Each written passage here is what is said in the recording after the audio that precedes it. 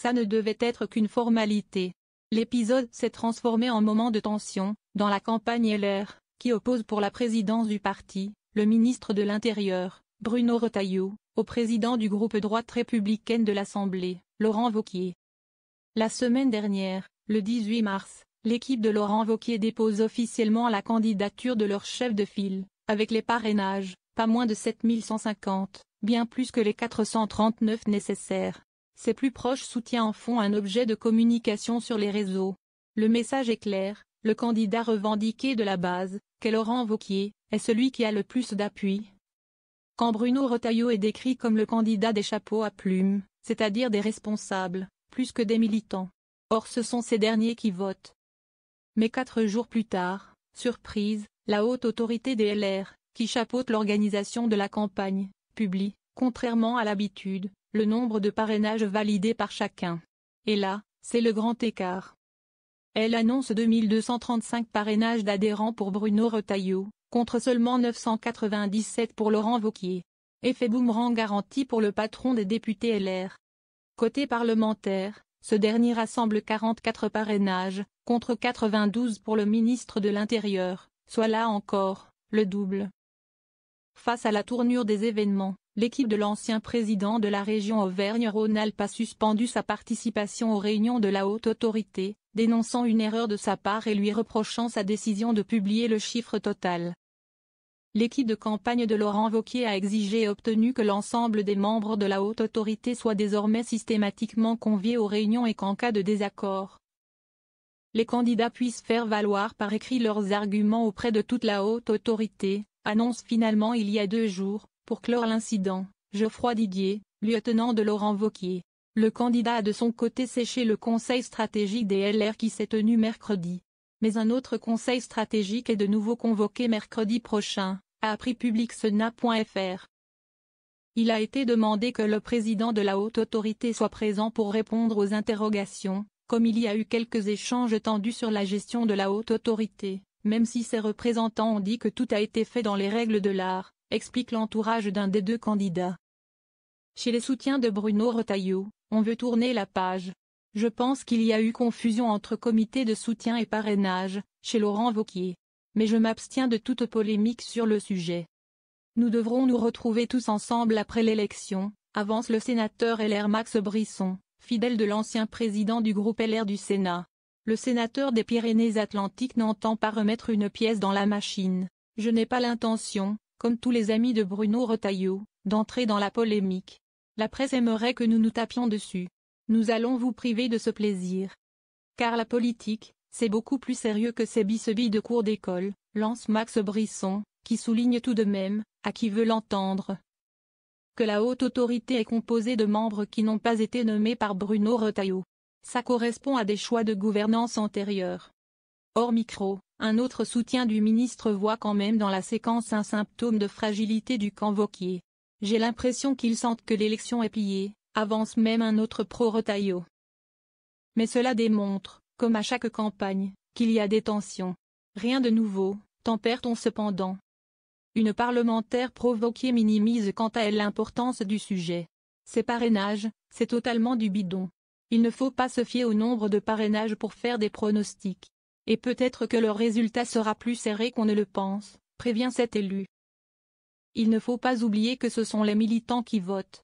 C'est pourquoi chaque camp essaie de pousser un maximum de soutien à prendre ou reprendre sa carte d'adhérent, pour pouvoir voter le jour J.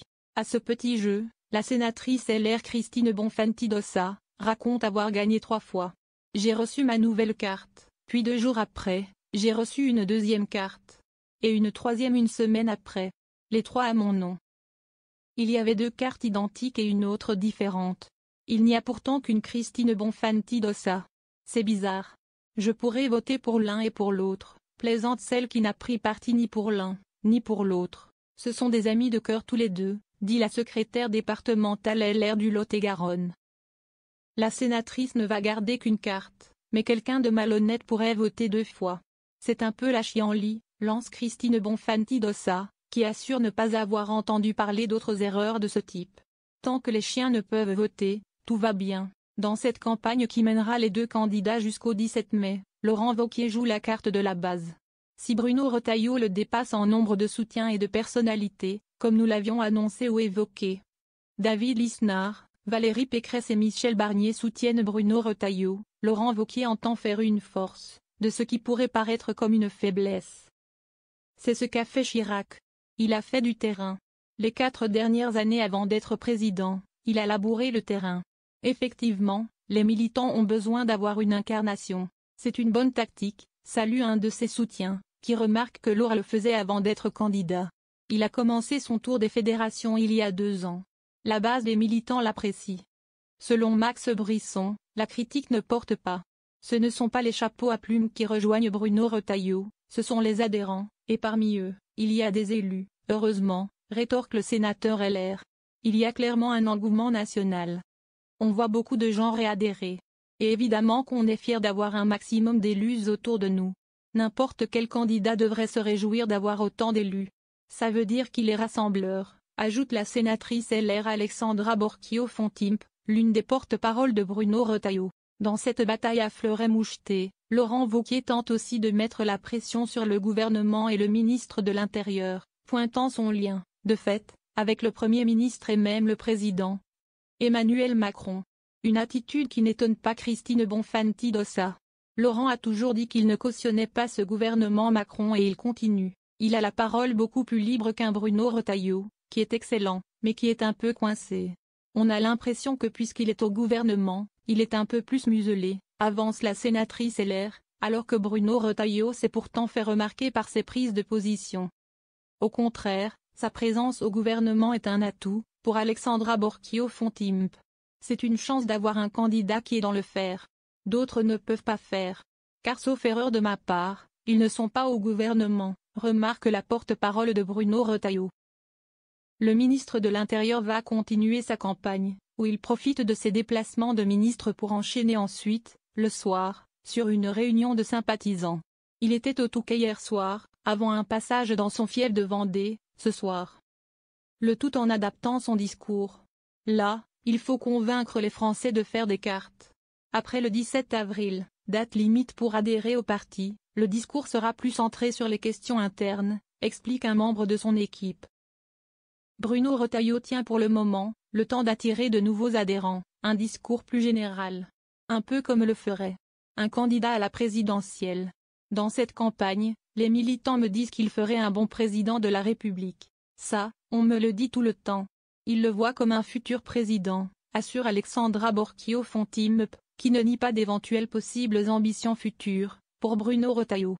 Les chefs de parti, ça leur traverse l'esprit de penser à 2027, lance la sénatrice des Alpes-Maritimes, en tout cas, ça lui donnerait une crédibilité pour être candidat. Dans le camp Retailleau, le message est clair, installer, petit à petit, l'idée que le ministre de l'Intérieur pourrait viser plus grand. Demain, il pourrait être le candidat de notre famille politique, rêve tout haut un soutien. Le parti deviendrait ainsi une marche, une étape, dans son ascension. L'Intérieur, le parti, avant l'Élysée. La démarche n'est pas sans rappeler un certain Nicolas Sarkozy.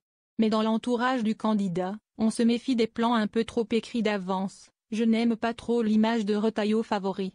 Je m'en méfie. Rien n'est gagné d'avance. Bruno Retailleau parle plus avec son cœur, ça touche plus les gens, reconnaît de son côté un parlementaire qui préfère le député LR, mais quand on voit Laurent Wauquiez en meeting, ça change la donne. Il ne faut pas l'enterrer trop vite, du tout. C'est pour ça que les jeux ne sont pas encore faits. Rien n'est gagné, ni pour l'un, ni pour l'autre.